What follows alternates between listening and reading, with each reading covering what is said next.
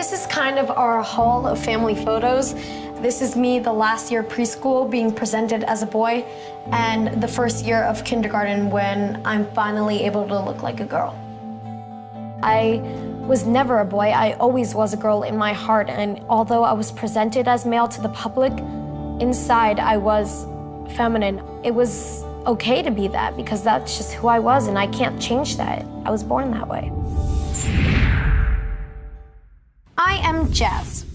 For as long as I can remember, my favorite color has been pink. My second favorite color is silver, and my third favorite color is green.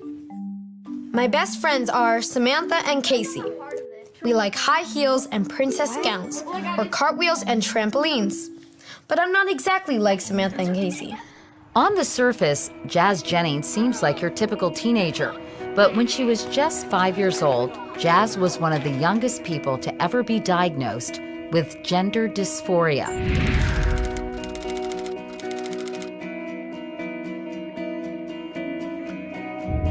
Now 14, Jazz has joined the growing number of transgender authors who are sharing their stories. I Am Jazz, released just last month, is one of the first transgender books created for children. This is a children's book about your story. Why did you want to write it? I wanted to write this book so I could help other kids who are really struggling to find out who they are. It's not geared towards just LGBTQ kids, but kids of any difference, of any type. I think some people, Jazz, probably have the point of view that it's impossible to determine your gender identity at such a young age. And they might say, this is just a phase. I'm curious what you would say to people who believe that. It wasn't a phase. People say that age 2 is too young to identify what gender they are. And to me, that's incorrect because at 2 years old, you're wearing girl clothes or boy clothes and you're gravitating towards different dolls.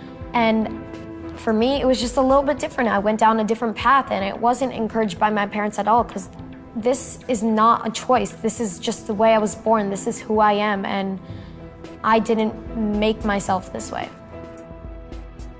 When you look at these pictures, I imagine it probably stirs up some tough memories. You took Jazz to a psychiatrist when she was 3 years old. Why did you do that, and what happened there? The doctor confirmed what I already knew at home. She said, definitely that your child's transgender. But at the time, it was just so heartbreaking because I was so scared for her future. What would become of my child? How would the world accept her? And those were tough times. How were you able to accept that your little boy was in fact a little girl? I really didn't care what she was. I just wanted her to be happy. This is what was going to make her happy. We were going to do it. Although still just a theory, many researchers are trying to prove that gender identity is genetic. Some scientists suggest a hormonal imbalance in the womb can cause the wrong gender imprint, while other studies indicate that gender identity may be directly associated with brain anatomy. While science attempts to explain the biological reasons for gender dysphoria, some believe it is a social choice that should not be afforded special rights. I know at school they initially asked you to use the bathroom in the nurse's office instead of the regular bathroom. And how did they explain that to you, and how did it make you feel?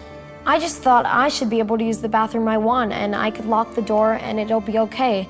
But people don't think like that. They think black and white. They don't see the rainbow in the world, and it's really just closed-minded. I strongly believe there will be cases of rape. We will not be told how, when, and where to raise our children. It seems there's still a lot of resistance, though, in many communities. The Minnesota Child Protection League has questioned whether transgender kids should be able to use the bathroom or play on the sports team of their choice. What do you think of that? It's all about education. If you go and you read up on it and learn and care enough to want to learn what this family's going through, and these kids have had a rough enough time. I told Jazz that I thought she was so lucky to have parents like you and your husband, because as we know, a lot of parents just wouldn't accept this in a child. Have you heard about those cases? all too well. I know so many families that are not accepting. They'll write to me and they'll say, I just can't do this. I can't give up the idea of my son or daughter. And it's really heartbreaking, and I try to tell them that this is a life and death situation. The suicide rates are astronomical here. Do you hear from other transgender children who, because you've been so public, have reached out to you? And I'm curious what kinds of stories they tell you. I get many emails from a lot of different kids. Some people even write that without me, that they would have killed themselves. One kid said that they were gonna walk into a street full of cars and they decided not to because they thought of Jazz. That shows me that I'm doing the right thing being here and that I have to continue moving forward. As you see this unfold, what do you think of it, Jazz? Although I haven't been around for a while, I'm still pretty young, I know that there's been major progression since the time I was born, and to see the issue of being transgender finally come to the limelight, it's just amazing.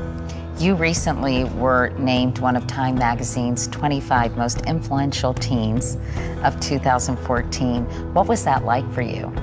That was really neat, because to see that showed me that I'm being listed with all these amazing people. Malala, the Nobel Peace Prize winner, I was like, yay! Like, normally I don't do that. There have been a lot of people supporting Jazz. People like Jennifer Lawrence and Bill Clinton. They were both anxious to meet her.